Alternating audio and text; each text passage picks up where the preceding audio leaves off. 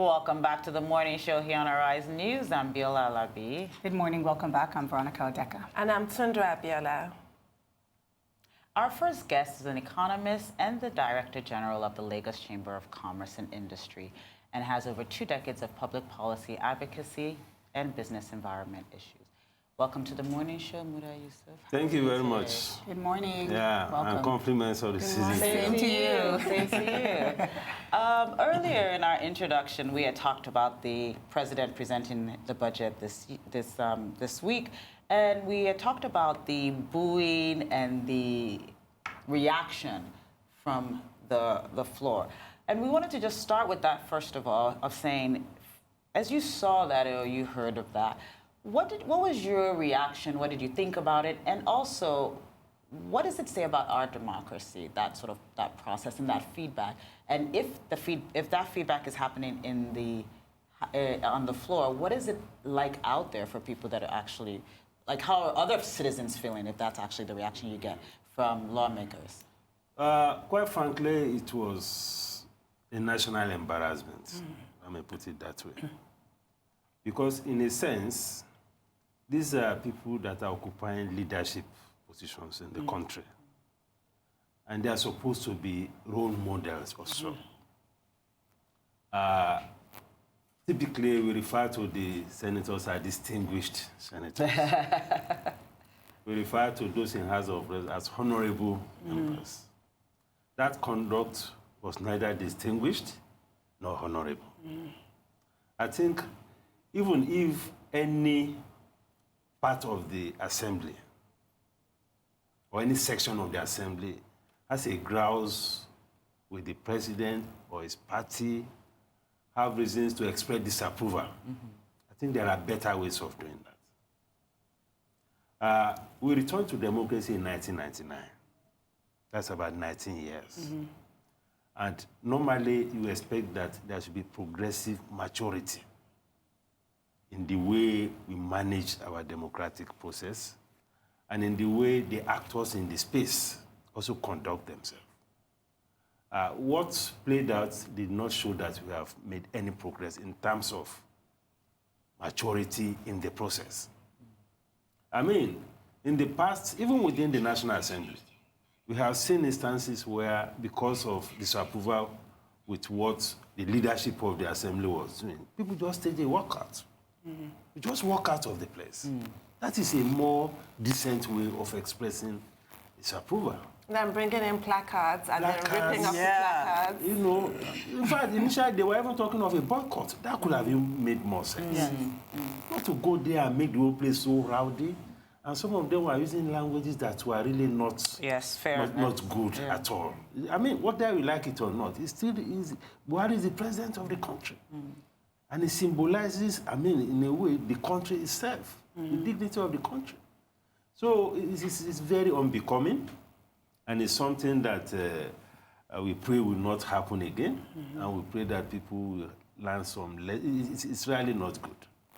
And I feel personally disappointed that we have to express and they have to conduct themselves in the way they did. Like you said, that was neither distinguished nor honorable. Yes. However, there have been some members that have been interviewed, and they've said it's part of the democratic process, and that it was important for them to express their views because they're expressing the views of the citizens that they represent. What do you say about that? No, I don't agree. I don't. Even if, because sometimes some bad things also happen out there outside the country. The fact that some bad things have happened somewhere does not make it a good thing here. I mean, that was not a good way. These are family people. They are leaders in many respects. These are people that the younger generation are looking up to set example. I don't agree that if you talk of democracy, that is the way to practice democracy. I think there are better ways of expressing views within the democratic process. I think there are much better ways of doing that. Let's talk more about process. Tunde, you were going to talk more about process. Okay, so now this is the beginning of the process. The president has presented, or he barely managed to present his budget to the National Assembly. The next stage is for the National Assembly to pass the budget. So between now and then, they're going to invite all the MDAs to do their budget defense, eventually pass the budget, we hope, and then implementation and monitoring. So how do you see this process working out this time? In view of such a stormy presentation, how likely are we to see a swift passage by the National Assembly, which will then enable the work to start? Is this likely at all? No, well, we are going to see the kind of delays that we have seen in the past. Of 6 months? It could be as long as that. I say that because first, this is a political season. Very soon they'll be going on break. After the break, we have all these campaigns that will be taking place. So most of them will be engaged in all of that. So I don't see much happening between now. Maybe you should be looking at maybe March or thereabouts. I don't see much attention being given to the budget, the consideration of the budget, given the fact that they have so many political things to deal with. I mean, last year when the situation was not even as bad as this, the budget was passed around June or thereabouts. So, but the good thing, or the window, the comfort in all of this is that there is now a legislation that the budget, the timing for implementation of the budget starts to count from the day it was approved. So the current budget will carry on till June. Okay. Yes. That is what has been agreed. So the 12-month cycle will have to be complete irrespective of when the budget is passed. I mean, that is to accommodate all these disruptions in timing. But having said that, it is important to look at the whole budget itself. We have a budget of about 8.8 trillion. The economy is about maybe 130 billion, trillion or thereabouts. So the budget is just about 5% of the total economy. I say this so that we can also be able to put in perspective how much impact we should expect from the budget on the economy. Because the smaller the ratio, the lower the impact. In many other climes, the percentage of budget to your economy, or what we call the GDP, is between 20, 30 to 50%. The percentage of this to GDP is just about 5%. So we need to moderate expectations. So we should not expect too much from this. Because I've listened to a lot of people year in, year. In fact, I've had some people say they are even tired of listening to the budget because they don't see anything concrete at the end of the day. It's because of the size of the budget vis-a-vis the size of the economy. It's like getting a goat to push an elephant. There's very little impact that we make. So that is a very, very fundamental thing.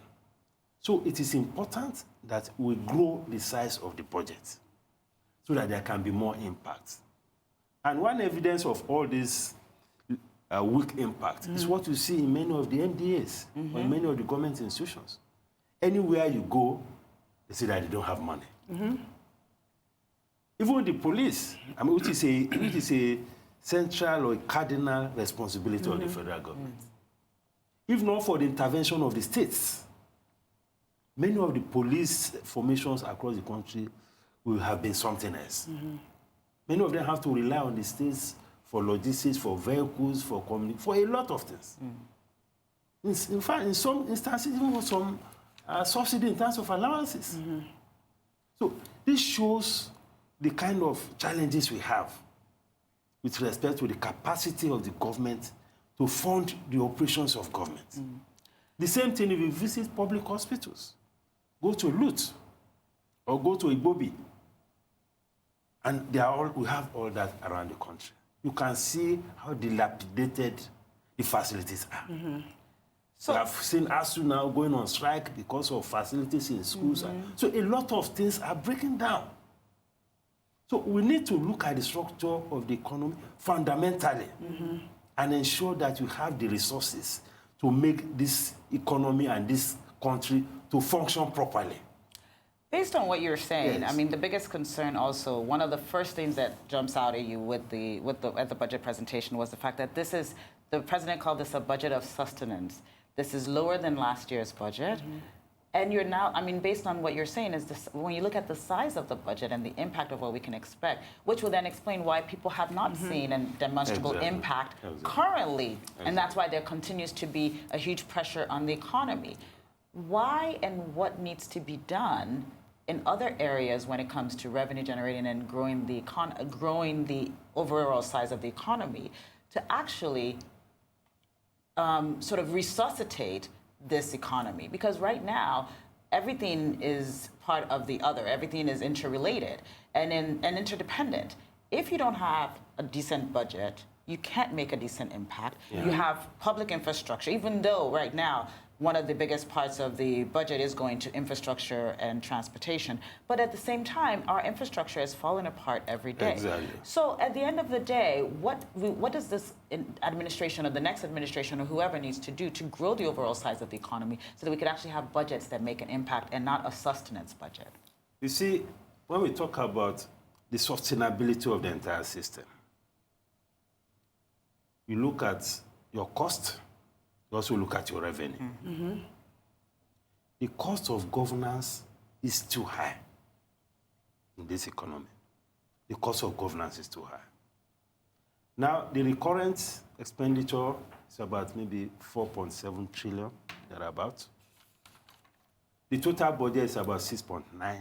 The total revenue is about 6.9. The current expenditure is about 4.7. Debt service is about 2.14 trillion. It's 69%. Recurrent expenditure and debt service together, 69% of the budget. Now, we have a situation now on our hands where the recurrent expenditure added to the debt service is equal to the total revenue. Pretty much, yes. It's equal to total revenue. Yeah. So that means all the revenue you have It goes straight back. goes straight into debt service and recurrent. Yeah. How do you now build infrastructure?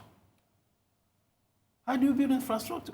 So that is why we have to rely on borrowing year in, year out. And how sustainable is that?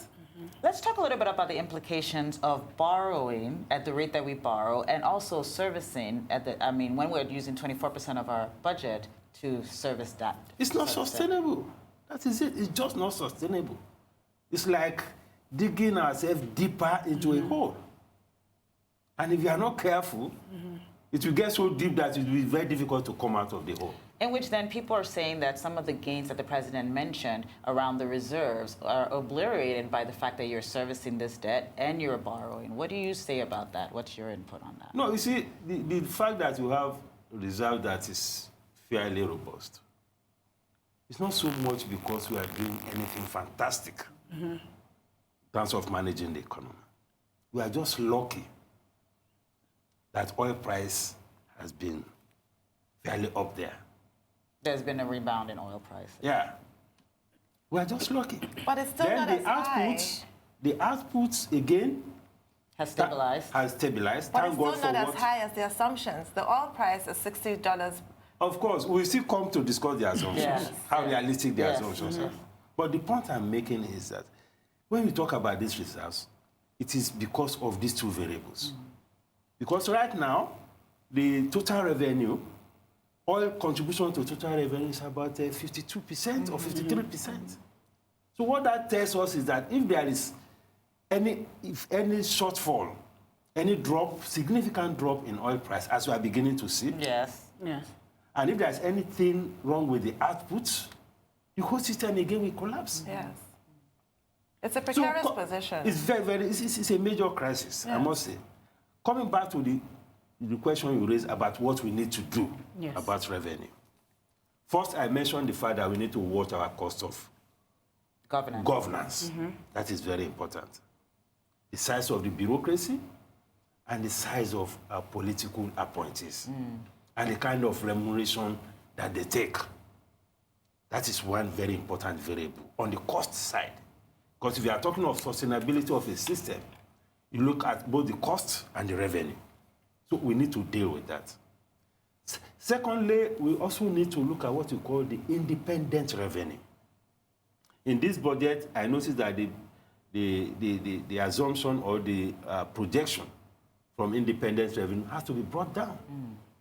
It used to be about 800 billion, now it has been brought about 600 billion. And independent revenue are revenue that comes from the revenue-generating agencies of government. Some of these agencies have the capacity to generate huge revenue, and some of them are indeed generating. But how much of that revenue is going to the federation account? Because you have agencies like the NNPC, like the CBN, like the Nigerian Communications Commission, like NIMASA, like Nigerian Port Authority, quite a number of them like that. They're generating huge revenue. And FIRS. FIRS, of course, statutory, that's his responsibility. But how much of that is going to the federation account? Even to get some of them to present their budget to National Assembly was a big issue. Yeah. So my own question Severally, you see, there are a lot of issues around that, and there has to be political will to compel these institutions to remit what they are supposed to remit. So that was the question I was going to have for you, because at the end of the day, we get a lot of people that come on the show, such as yourself, highly intelligent, that know their work, and they're telling us this is what needs to be done. We're facing a crisis, we're looking at the situation, and yet nothing gets done. So it's almost a situation of not what really needs to be done, but how do we compel them to get the work done so that this money is put back into the Federal Reserve so that it's we a can governance issue. to solve the problem? It's a governance issue. When many of them were refusing to even show up at the National Assembly to defend their budget, it took the intervention of the president himself. He should not get to that point. He should not get to that point. Yeah. So that is one aspect of it. One of the things, though, and just before you go on this, is when you talk about revenue, when you talk about increasing revenue, one of the conversations that was also had during this presentation was the introductions of new taxes and increasing taxes, and also Nigerian port authorities was also brought up around their revenue generation and also making sure they're more efficient and remitting more revenue. When those conversations are being had around new taxes, I think that was also another area where people started booing heavily. Do you think what Nigeria needs today is more taxes, or do you think that what we need today is efficiency around these revenue-generating organizations? No, I think it's about efficiency. It's about efficiency. And let me tell you, there is no way you can grow revenue in an environment where investment is not growing. Because primarily, those that should give you the tax revenue, apart from these MDAs that I talk about on the private sector side, are the investors. And the investor can only give what they have. You pay tax on profits. Investors in businesses, growth of businesses, growth of the private sector. Exactly, investors generally. Because a lot of times when people say investors, people on this show, people are either thinking of FDI or portfolio investors. Just so you're specific when you say investors. When I'm talking about investors, I'm talking primarily about domestic investors.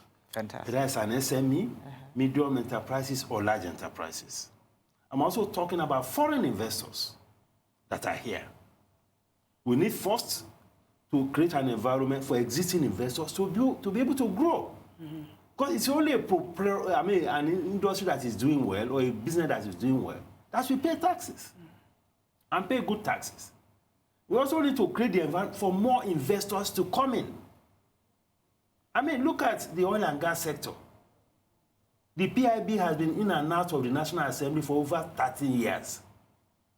And this is a critical piece of legislation or bill, which we need to unlock a lot of potentials for investment in the oil and gas sector. But because of some narrow interests here and there, this thing has not seen the light of day.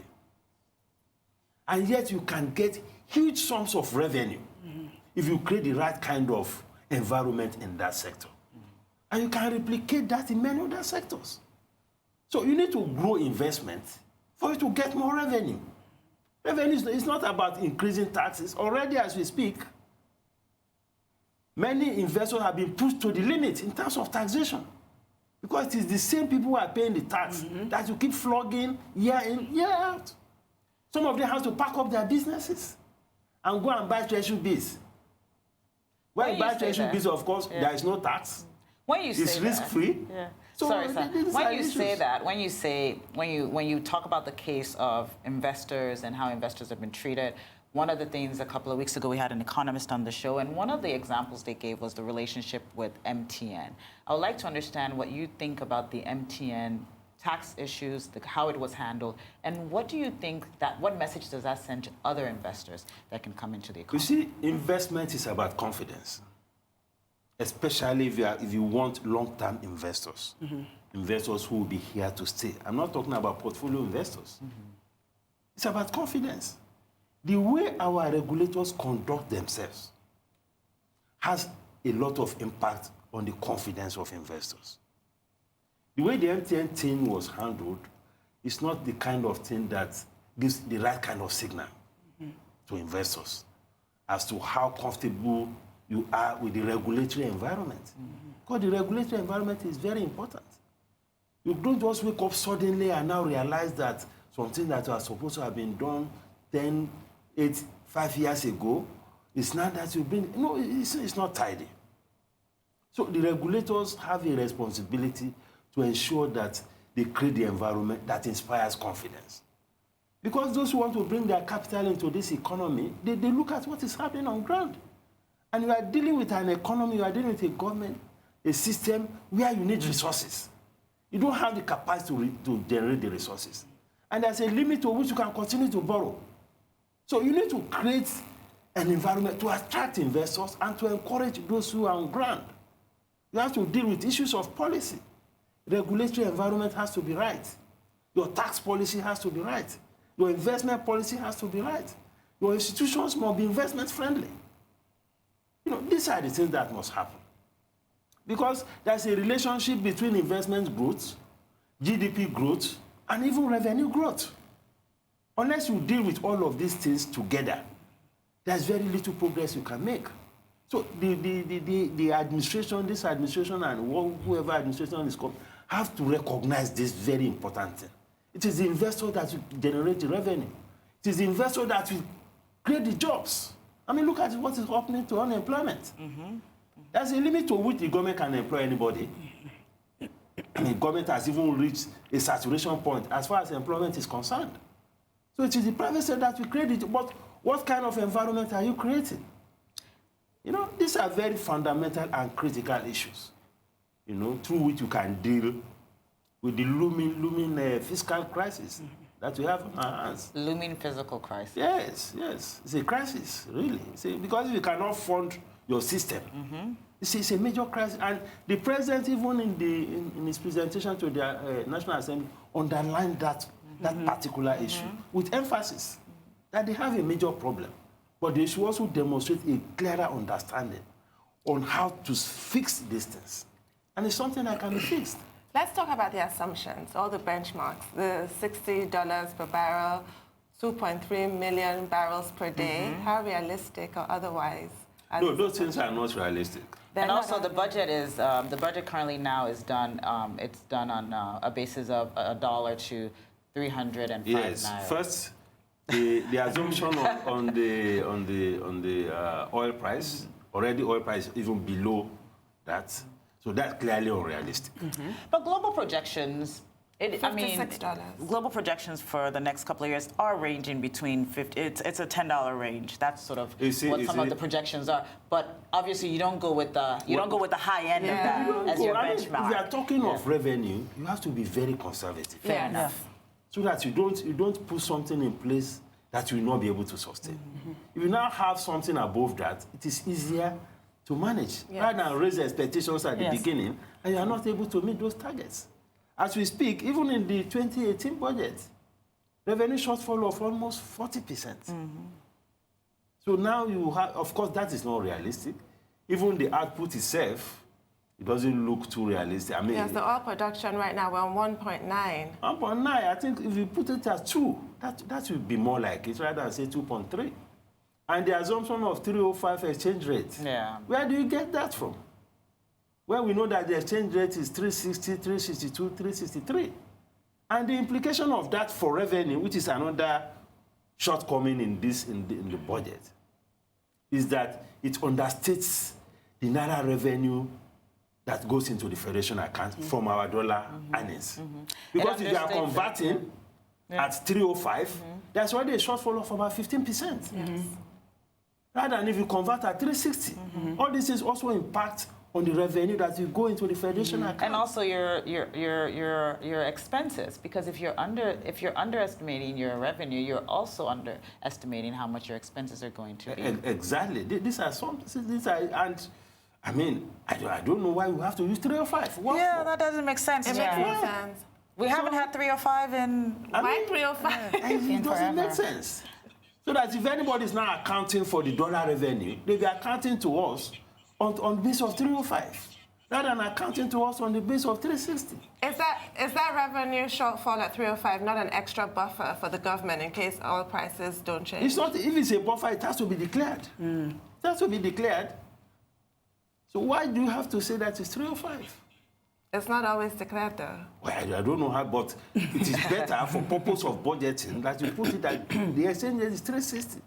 So that whatever dollar income, I mean, 53% of the revenue is oil. So that means that 53%, you have to reflect it on 360, not on 305. So that you don't also shortchange the Federation account. All those things are key. Let's talk about the inflation, the inflation projection as well for the budget. Right now, according to the budget, the projection is 9.98. We know that inflation over the last year has been more like 15. Where and how do you think the government came up with this inflation rate? Well, I think it's better to ask them. Of course, because they are the author of this. Yes. But for me, I don't think projecting a single-digit inflation, I don't think it's realistic. Do you think that it almost felt like that's what they were trying to do, was get into that single-digit inflation rate, rather than looking at the current inflation market indicators? No, I mean, that is what the government has been trying to do. That's what the central bank has been trying to do. Because, I mean, at every meeting of the Monetary Policy Committee, there's always this tightening of monetary policy. CRR is very high, liquidity ratio is high, all sorts of things to ensure that we moderate inflation. And even in spite of all of that, inflation, in fact, right now, inflation is actually going up gradually. So projecting single-digit inflation, to me, I think it's a bit optimistic. What about and we have to also realize when we talk about inflation, because I've heard people say prices are not going down. Inflation, by definition, is the rate of increase. If you say that inflation is coming down, it doesn't mean that prices will come down. It is the rate of increase that is coming down. In other words, if you had an increase of, say, 5% last month, and you have an increase of 2% this month, you say that inflation has gone down. It's not that the price at which you purchase this barrel is coming down. So we have to have that understanding. Secondly, it's also important to realize that the cost environment is a major factor also in inflation. It's not just a monetary issue, because I've seen that most times there's a lot of effort on the monetary side to tighten monetary policy, push up interest rates, reduce liquidity, and create all sorts of problems of access to credit in the economy. But we have to deal with the issue of the cost of transportation, cost of logistics, cost of power. All these things push up prices. And if your prices are high, you cannot sell below what your cost is, unless you want your business to go under.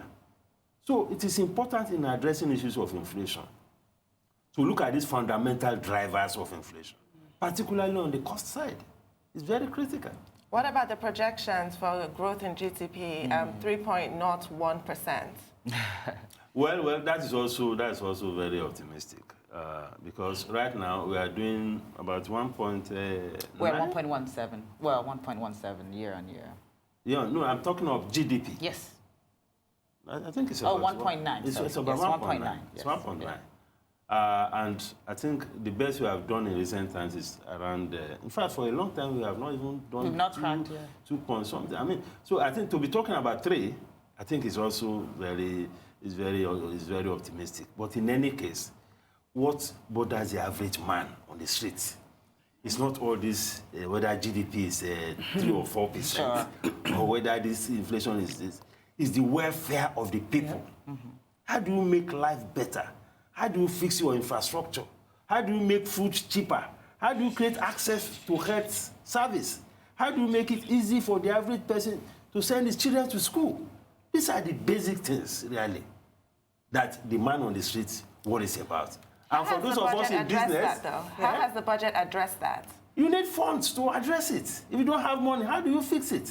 But at the end of the day, I understand that that's what the average man on the street is concerning themselves with. But at the end of the day, the lawmakers and the policymakers have to look at the macro economy for the people on the street to actually feel any effect.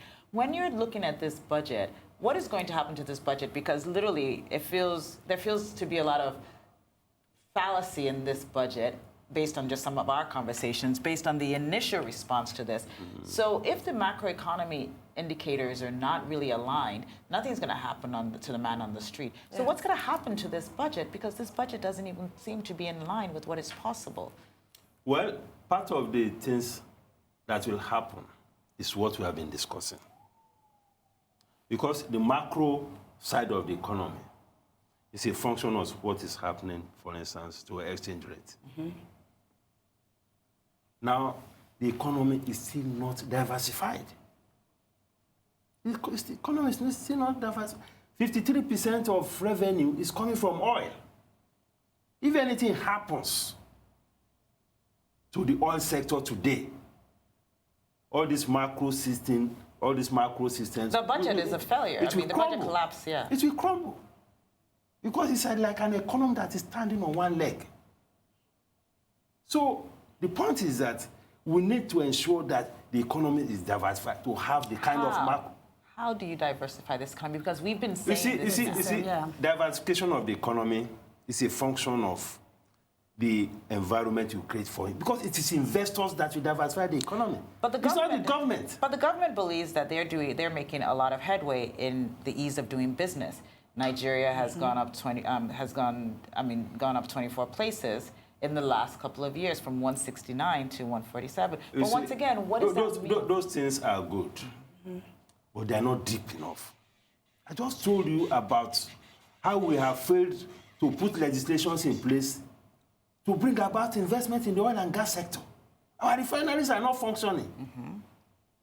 That is not a question of ease of doing business and recession of business, construction, but that is not the issue. We have to deal with fundamental reform issues. How can you have an economy, an oil-producing country? Now we have budgeted $1 billion for petroleum subsidy because our refineries are not functioning. Investors are not coming to that sector. Imagine how much investment we will unlock if you have a PIB in place by now, both in the upstream and the downstream. We can be talking about multiples of this budget if those investors are already on ground. But they are not on ground because the policy environment is not there. And when we talk about diversification, we are talking about even diversification within the oil and gas sector space. Look at how much revenue we are getting from Nigeria and LNG. A lot can happen in the downstream. A lot more can happen in the upstream. And we can have multiples of income from that. But what has happened? We have been stagnant as far as reforms are concerned. Just because, I don't know whether some people are just comfortable with the status quo. But the national economy is suffering as a result of that. So we can unlock a lot of investment in that. And when you have money, you can fix your infrastructure. And you can also create an environment where even the private sector can bring in their funds to help you fix some infrastructure. Some of these infrastructures are bankable. If it is bankable, it means that private capital can come in. Because the government cannot fix everything. Exactly. So you identify those ones that are bankable, bring in local or foreign investors to help you to fix them at no cost to you. And once they are making money, they will even pay you tax. So when we are talking about diversifying the economy, these are the fundamental issues that we need to deal with. It's not just about whether GDP, agriculture is contributing this to GDP. That is not the issue. You need revenue to power an economy. And you have to put policies in place. The institutions must be in place to be able to make that happen. Thank you. Thank you Thank so you much so for much. being here today. We have to have you back. And I mean, I think these are the conversations that need to happen around the budget. And who knows, hopefully there'll be some changes. Some good change. Thank you. Thank you so much for being We here. appreciate having you on the show, and my definitely, like pleasure. you said, Thank we'll you have you very back. much, yeah.